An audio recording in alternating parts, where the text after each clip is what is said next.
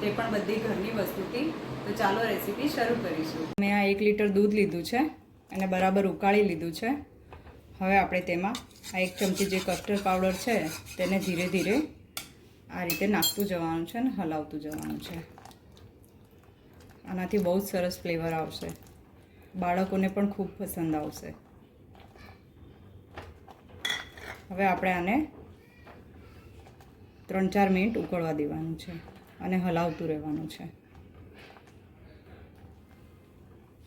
તો આપણે 3 મિનિટ થઈ ગઈ છે, દૂધ બરાબર ઉકળી ગયું છે. હવે આપણે ગેસ બંધ કરી લઈશું અને આને ઠંડુ કરી લઈશું. તો મેં આ કેસર લીધું છે. હવે આપણે તેમાં આ જે દૂધ હમણાં ઉકાળ્યું હતું તેમાંથી થોડું ગરમ દૂધ લઈ લીધું છે. હવે આ રીતે મિક્સ કરીશું અને કેસરને પણ થોડીવાર પલળવા દઈશું, જ્યાં સુધી તેનો એકદમ બરાબર કલર ના આવી જાય ત્યાં સુધી. તો આ બદામ લીધી છે મેં, આ વરિયાળી લીધી છે, ઇલાયચી ફોલી લીધી હતી મેં, એ પણ નાખી દઈશું. આ કાજુ લીધા છે, 1 ચમચી જેટલું ખસખસ લીધું છે. આ બધી વસ્તુને આપણે પીસી લઈશું. આપણો પાવડર બનીને તૈયાર છે. હવે આપણે તેને આ રીતે કાઢી લઈશું. મેં આખી સાકર લીધી છે, તેને પણ આપણે આ રીતે પીસી લઈશું.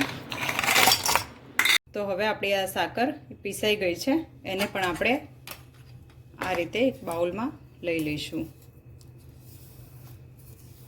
તો હવે આપણું દૂધ ઠંડુ થઈ ગયું છે. આ રીતે આપણે આ મટુકીમાં કાઢી લઈશું. હવે આપણે આ બધો જે મસાલો રેડી કર્યો હતો એ બધું આપણે આમાં નાખી દઈશું આ રીતે અને મિક્સ કરી લઈશું.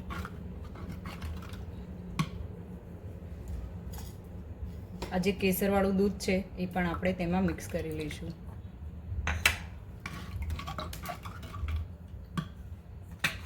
આ બરફ છે તે પણ આપણે તેમાં નાખી દઈશું. બરાબર મિક્સ કરીશું.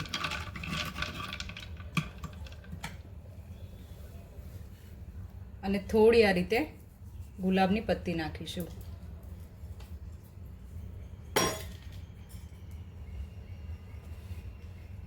મિત્રો, આપણી ઠંડાઈ બનીને એકદમ તૈયાર છે. તો આ તમારા બાળકોને તમે આપી શકો છો. તેનાથી તેને એનર્જી પણ રહેશે અને ભૂખ પણ નહીં લાગે.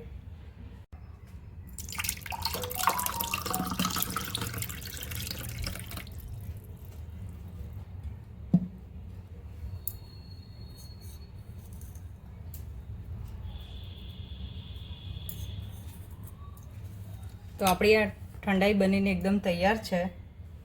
તો મિત્રો, તમને મારી આ રેસીપી ગમી હોય તો લાઈક કરજો, સબસ્ક્રાઈબ કરજો અને શેર કરવાનું ભૂલતા નહીં. જય શ્રી કૃષ્ણ.